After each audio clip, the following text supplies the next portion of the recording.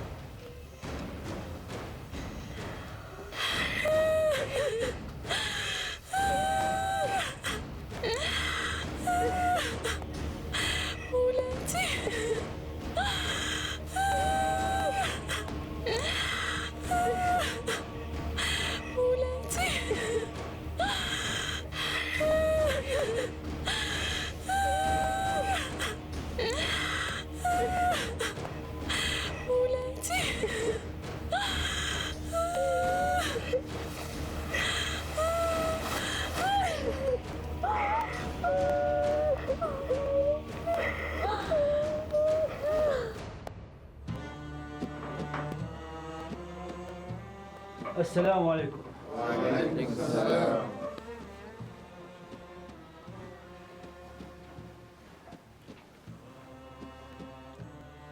عظم الله أجوركم يا سيدي. وعظم الله أجوركم يا أبا مسلم.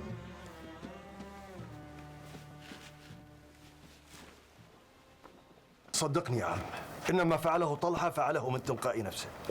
نفس دنيئة لا يفكر بغيره. لقد تغير البيت كثيرا منذ قدومه إلينا. باع بيته ووضع ماله في خزانته، فهو لا ينفق شيئا من ماله. وكيف حال زياد اليوم؟ الحمد لله، يفتح عينيه، يشرب قليلا ويأكل قليلا. أيتكلم معكم؟ لا، لم يقل ولو كلمة واحدة حتى الآن. لقد كانت لأبي فيك فراسة، ألح رحمه الله أن تكون من فتياننا. وأنا من فتيانكم المطيعين يا سيدي، ما حييت. لا أريد أن أخفي عليك يا عبد الرحمن، وأنت الآن من صفوتي التي أعتمد عليهم. إننا وبفضل جهود أبي وبكير بن مهان وغيرهم قد أضحى لنا من الأنصار عدد لا يستهان به، وقد آن الأوان أن تكون خراسان لنا. نعم يا سيدي، أنا أعلم أن شعاركم الذي رفعتموه يجتمع تحته الآلاف ممن يولونكم ويرغبون بحكمكم. أريدك أن تذهب للعراق وخراسان، ومن تلقاه في الطريق ممن يتولانا وتأمنه، فتخبرهم بخبر وفاة أبي وخبر إمامتي عليهم. إننا بإذن الله سنعلن خلافتنا قريبا إن شاء الله يا سيدي.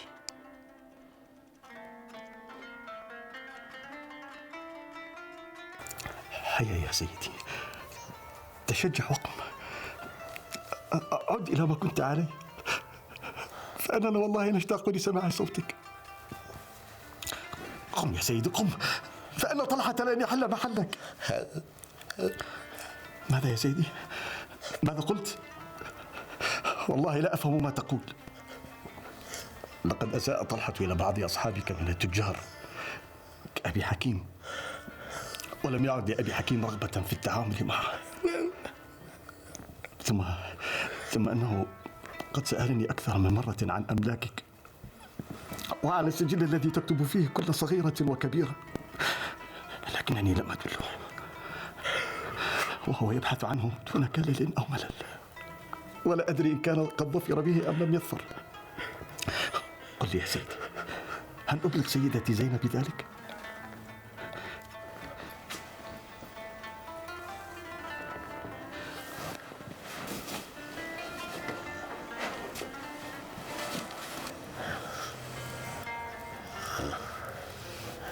كيف حالك يا أبي؟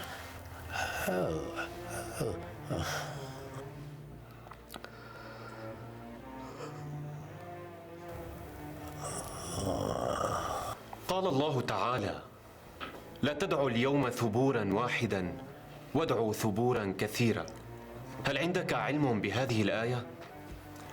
يا فضيل، إن كل إمام جائر، فإن أتباعه إذا أمر بهم إلى النار نادوا باسمه، قالوا: يا فلان، يا من أهلكنا، هلم فخلصنا مما نحن فيه، ثم دعوا بالويل والثبور. عندها يقال لهم: لا تدعوا اليوم ثبورا واحدا وادعوا ثبورا كثيرا. حدثني أبي علي بن الحسين عن أبيه الحسين بن علي قال: قال رسول الله صلى الله عليه وآله وسلم لأمير المؤمنين علي بن أبي طالب عليه السلام: يا علي، أنت وأصحابك في الجنة. يا علي، أنت وأتباعك في الجنة. اللهم صل على محمد وآل محمد. آل محمد.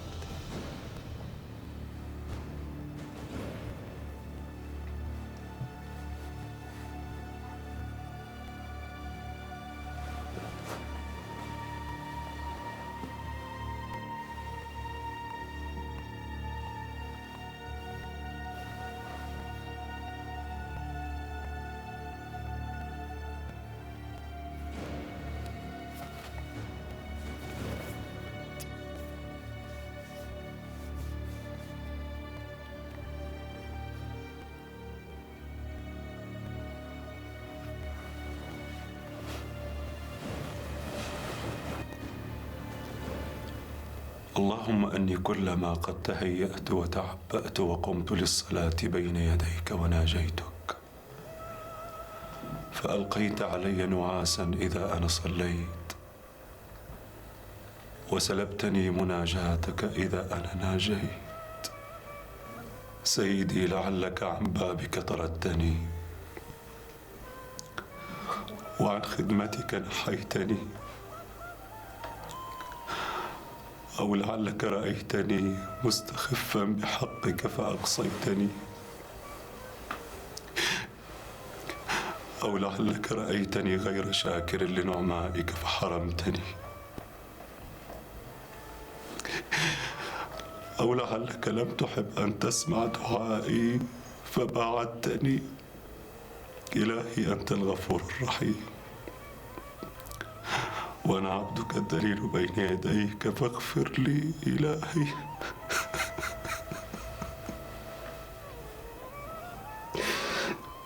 كما قلت لك، الله أكبر. إنه يصلي الصلاة تلو الصلاة. لا وقت لدينا، لا وقت لدينا، يجب أن نخرج الآن. قل لي، ماذا حصل؟ لقد قبضوا على طعمة وعامر. وكيف عرفوا بأمرهما؟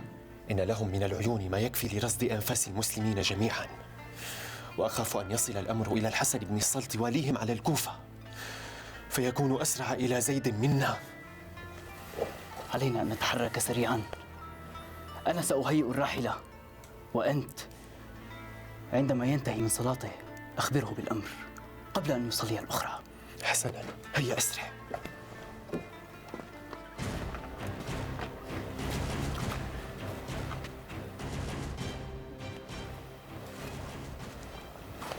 ما الذي أنت فاعله؟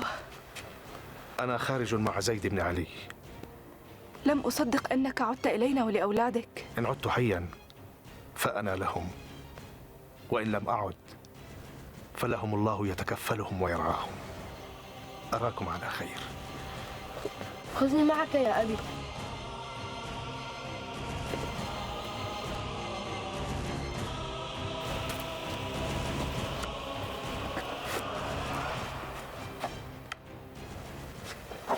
ما زلت صغيرا على هذا يا ولدي.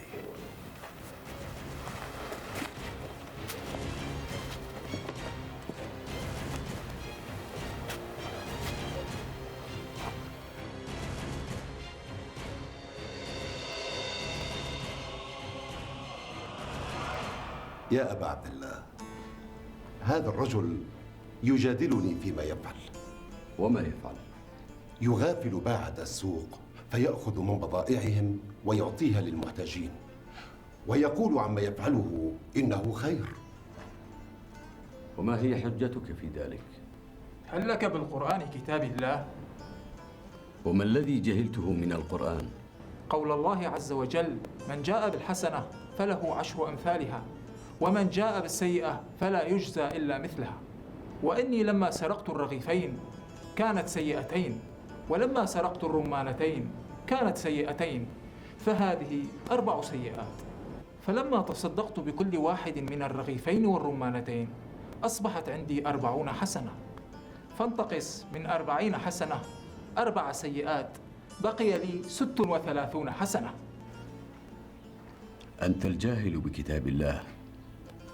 أما سمعت أنه عز وجل يقول: إنما يتقبل الله من المتقين؟ إنك لما سرقت رغيفين ورمانتين كانت 4 سيئات، ولما دفعتها إلى غير صاحبها بغير أمر الخباز وبائع الرمان إنما أضفت 4 سيئات إلى 4 سيئات مثلهن. وبمثل هذا التأويل القبيح المنكر يضلون ويضلون. أمر مولاي.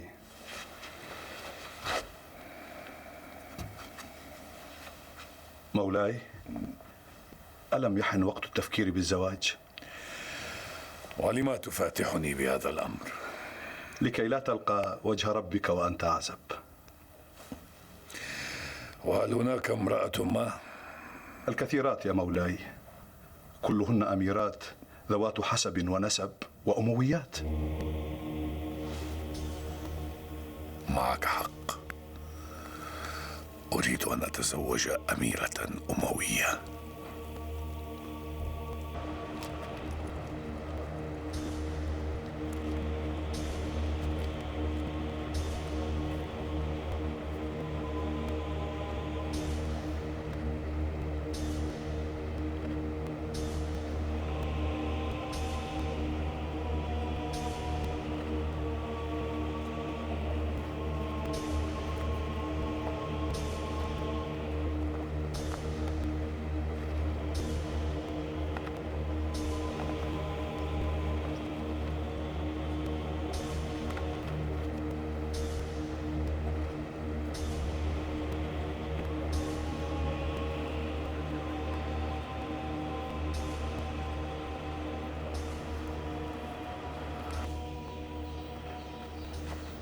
عبيدة، عبيدة،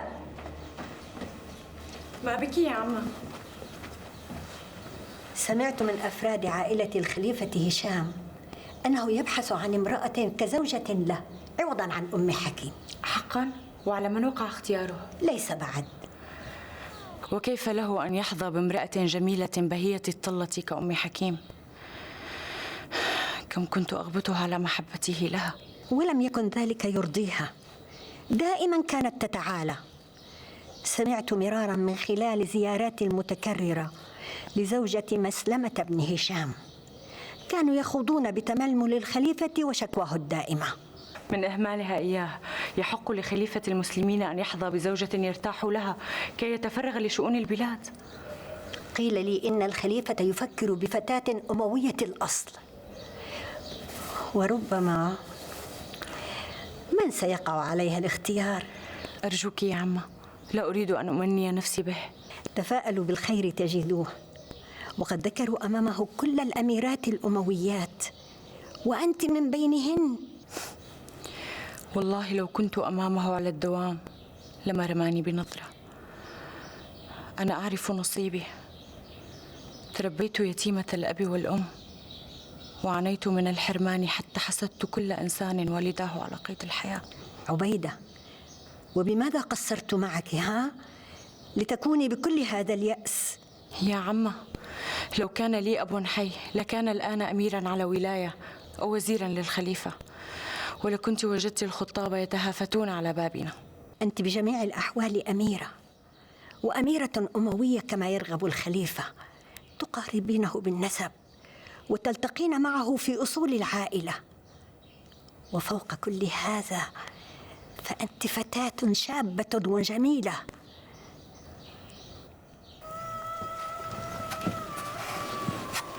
هل تعرفين أين أجد خاتم أبيك يا زينة؟ لا أعرف، لم أره منذ أصابه هذا المرض. لا أدري ماذا أصنع، فلا أستطيع أن أبيع أو أشتري شيئا دون الخاتم. وماذا عن خاتمك؟ معاملاته هو تختم بخاتمه، هكذا تسير الأمور في السوق. اسأله.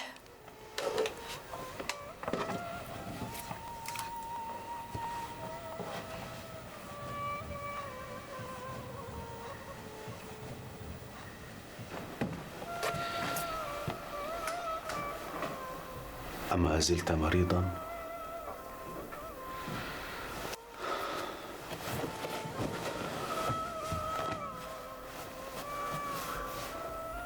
كيف أنت يا عمّا؟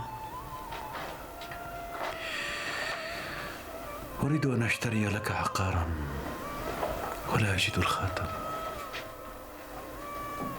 هل هو عندك؟ لم يبقى سوى الخزانة.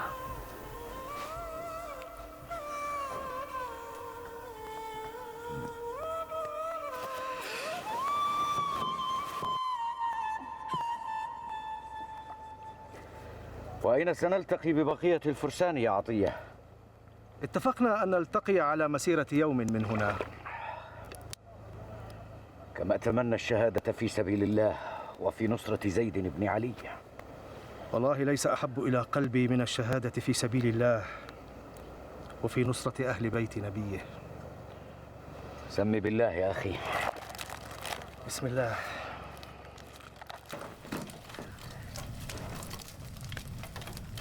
نعمان، خذ هذه لأبي زهير. اسمع، لا تأخذ منه مالا فهو رجل فقير. أمرك يا سيدي. السلام عليكم. وعليك السلام. أهلا، كيف حالك؟ الحمد لله. ها، ما وراءك؟ لقد بعثني سيدي أبو وائل. هل تعافى وانطلق لسانه؟ أمره بيد الله، لا نعلم شيئا، فهو لا ينطق إلا بكلمات قليلة. شافاه الله، فهو رجل صالح خير تقي. لقد سألني عنك، قال لي أريد صخر، أريد صخرا، وقد جئت لإبلاغك. أنا؟ أجل، أنت؟ لا أدري يا عمة، يقولون أن الخليفة بخيل اليد. بخل الخليفة يدل على حرصه على بيت مال المسلمين ليدفع منها لقتال عدو وللدفاع عن أراضي الإسلام وسد حاجات المسلمين. ولكنه حاد الطباع، يشكو المقربون منه تمسكه برأيه ولا يعفو عن خصومه. دعك من أمور الحب، لا شأن لنا بها. ما يعرفه الخليفة لا تستوعبه مداركنا. المهم أنه أمير أموي، عسى الله أن يرزقك منه بغلام يكون ذا شأن مع الأيام. أنا خائفة أن أكون كالمستجير من الرمضاء بالنار، قد يعاملني كجارية في قصره على عادة الحكام الذين يعيشون بين أمهات الأولاد. هذا يتوقف على شطارتك أيتها الأميرة. ماذا فعلت بدينك يا أسعد؟ قد أعطاني إياه غريمي يا سيدي. فهل ترى أن ما صنعته أنت خير أم ما أوصيتك به؟ ماذا فعلت يا أخي؟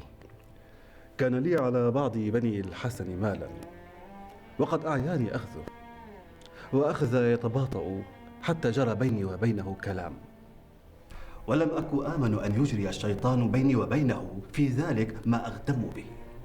فسألت أبا عبد الله فقال لي: ليس هذا طريق التقاضي، ولكن إذا أتيته أطل الجلوس والزم السكوت. فماذا حصل؟ ما فعلت ذلك إلا يسيرا حتى أعطاني مالا، فلا أنا آذيته ولا هو تركني طويلا. أتأذن لي بشكوى يا مولاي؟ على من إخوانك؟ على إبراهيم بن ناصر يا مولاي.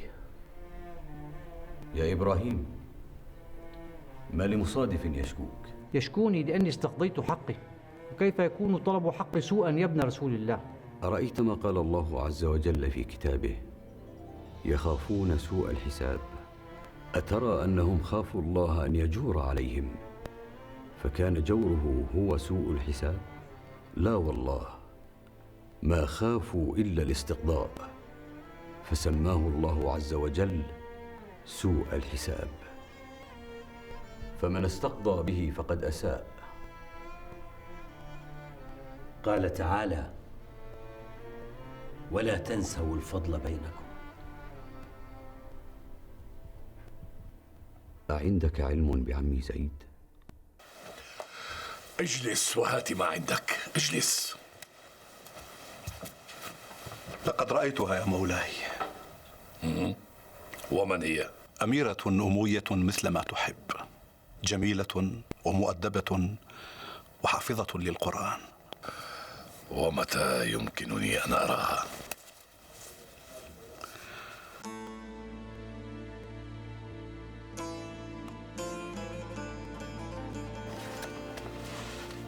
هل حقا بدأ يتكلم سيدي؟ الحمد لله، بدأت تنحل عقدة لسانه شيئا فشيئا، وبدأ يحرك يده أفضل من ذي قبل، ولكن قواه خائرة ويحتاج إلى الطعام. سأشتري له الآن أفضل قطعة لحم في السوق وسأطهوها له، لعله يقوم من طيب رائحتها. الحمد لله. أبلغ زهير أن يحضر شاة. كنت أريد أن أسألك، كيف هي هند وكيف صغيرتها؟ الحمد لله، وأما الصغيرة فإنها جميلة جدا. ما اسمها؟ سكينة. سكينة؟ لا نسمي هذا الاسم كثيرا في قريتنا. أظنه سماها كذلك لشدة سكونها، أو ربما تيمنا باسم والدته أو أحد ما.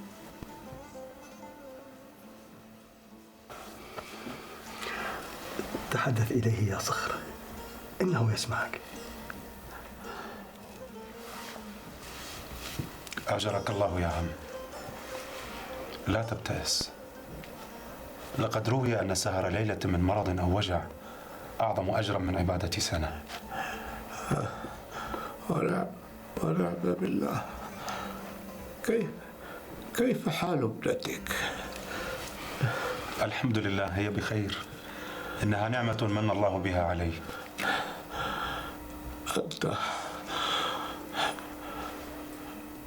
أنت صاحب خير يا بني. الحمد لله، لا خيب الله رجاءك بي. اقترب يا صخر. أيضا أكثر.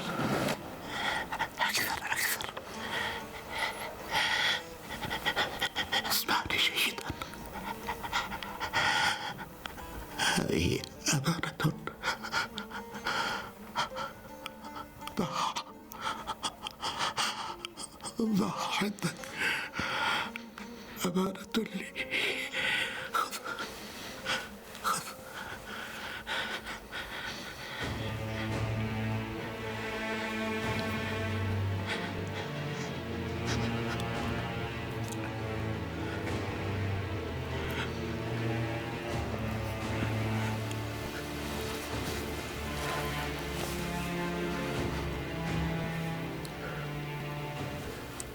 عافاك الله يا عم، ولا خيب رجاءك بي.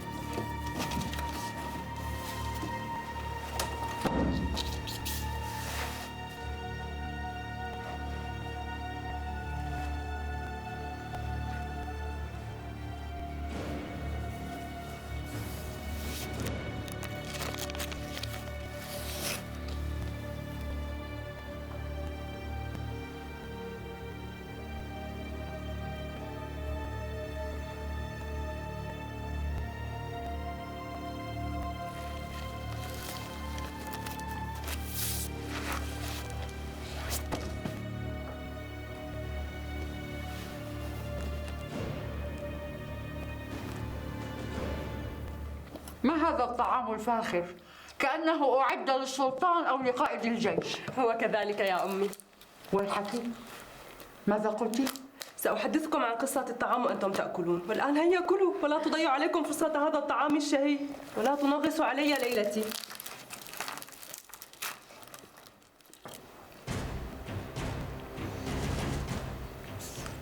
يجب على أبيك أن يعطيني الخاتم، وإلا قلبت البيت بحثا عنه. تقلب البيت؟ ولم؟ أهو لك؟ سأقلب البيت على رؤوس ساكنيه بحثا عن الخاتم، فالناس في السوق تنظر إلي على أني من كبار التجار. قد صنعت نفسي بنفسي، وعلي أن أدير تجارة أبيك، لكنهم سيتساءلون لما لا يعطيه الخاتم؟ هل هو كاذب؟ هل هو سارق؟ هل هو خائن؟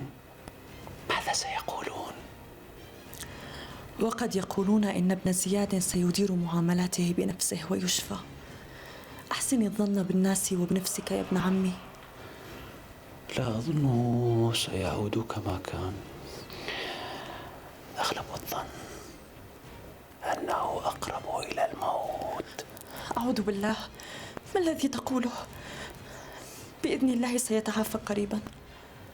أنت لا تعرفين ماذا يجري في السوق وماذا يقولون، ولا تعرفين ما يدور في رأسي.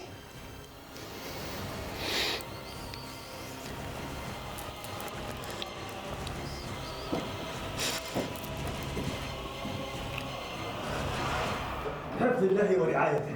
بحفظ الله.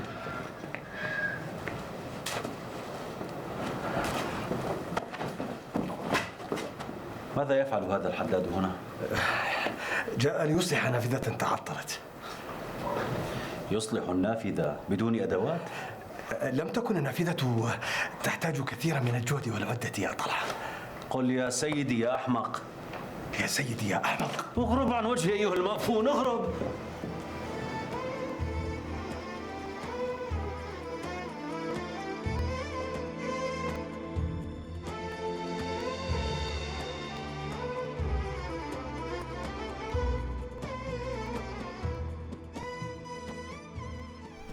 أتأذن لي يا مولاي بشكوى؟ تفضل يا جعفري. إن الناس يعيرون شيعة آل محمد في الكوفة. فما يقولون؟ يقولون لهم جعفرية. إنما أصحاب جعفر منكم لقليل. إنما أصحاب جعفر منكم لقليل. إنما أصحاب جعفر من اشتد ورعه وعمل لخالقه.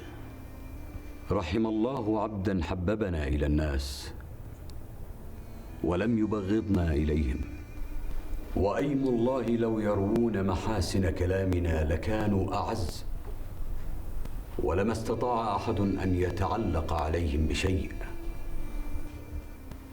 عليكم بتقوى الله والورع والاجتهاد وأداء الأمانة وصدق الحديث وحسن الجوار، فبهذا جاء محمد صلى الله عليه وآله وسلم.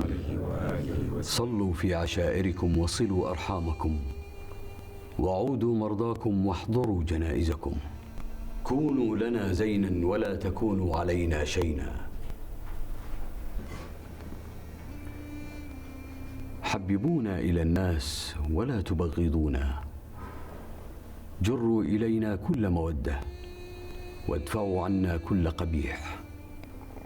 وما قيل فينا من خير فنحن أهله، وما قيل فينا من شر فما نحن كذلك. والحمد لله رب العالمين.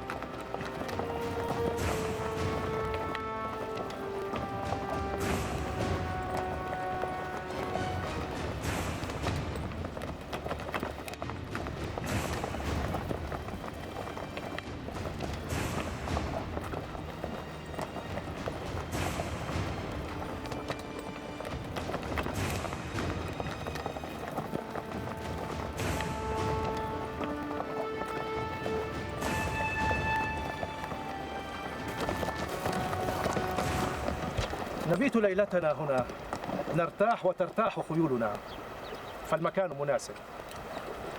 ترجلوا أيها الفرسان.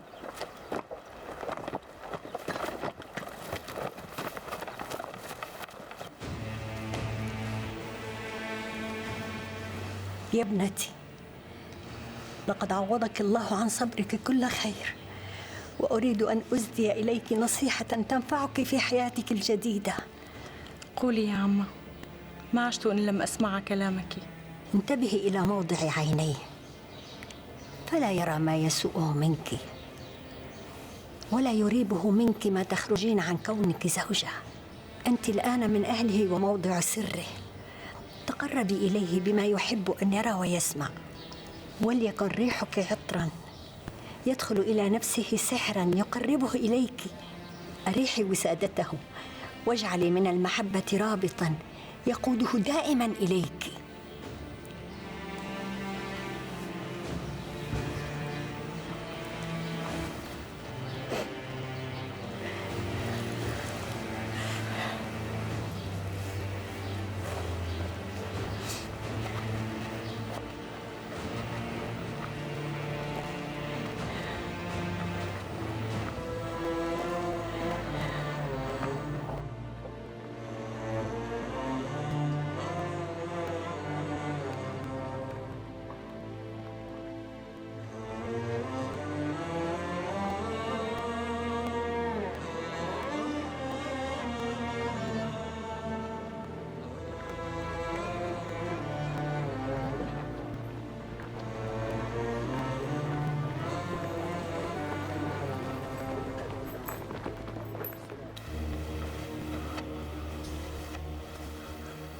عبيدة،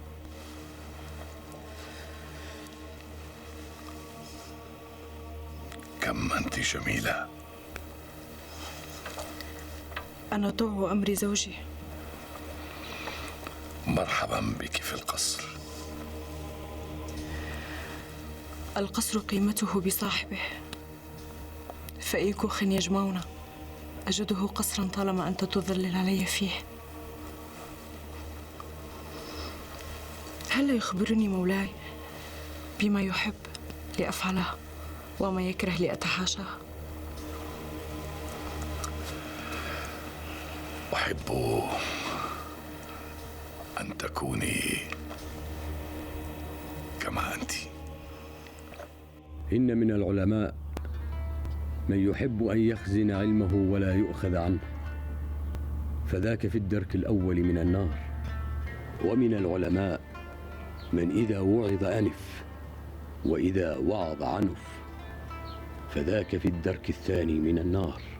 ومن العلماء من يرى أن يضع العلم عند ذوي الثروة والشرف، ولا يرى له في المساكين وضعا، فذاك في الدرك الثالث من النار.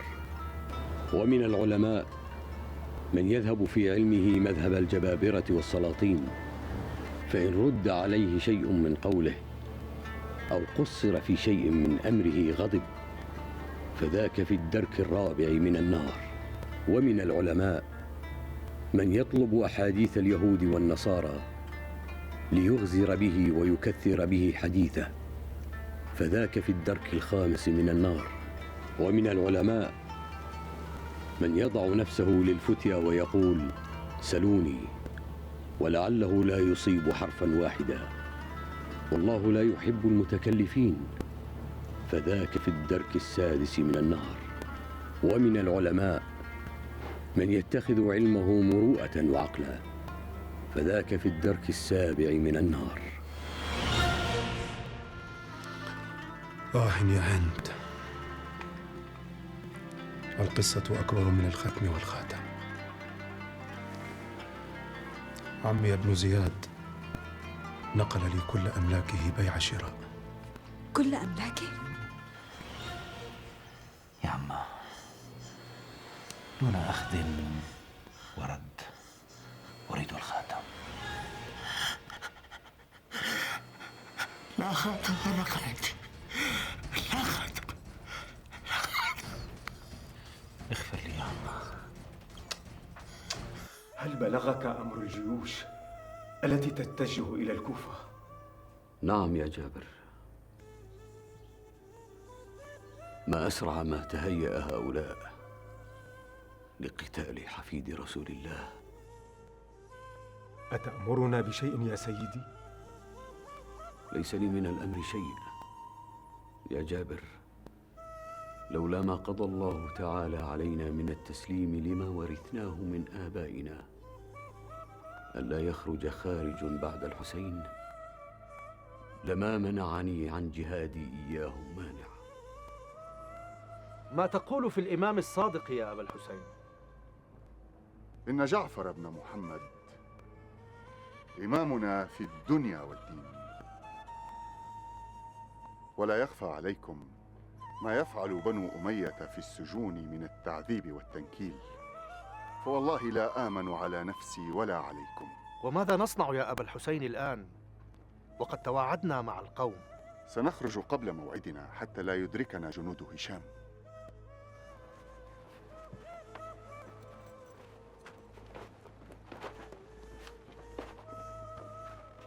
ما الذي يجري؟ وكأن الجند قد مسهم الجن ولبسهم الشياطين. إنهم يوقفون الرجال والنساء ويفتشون في الأمتعة ويدققون في الوجوه.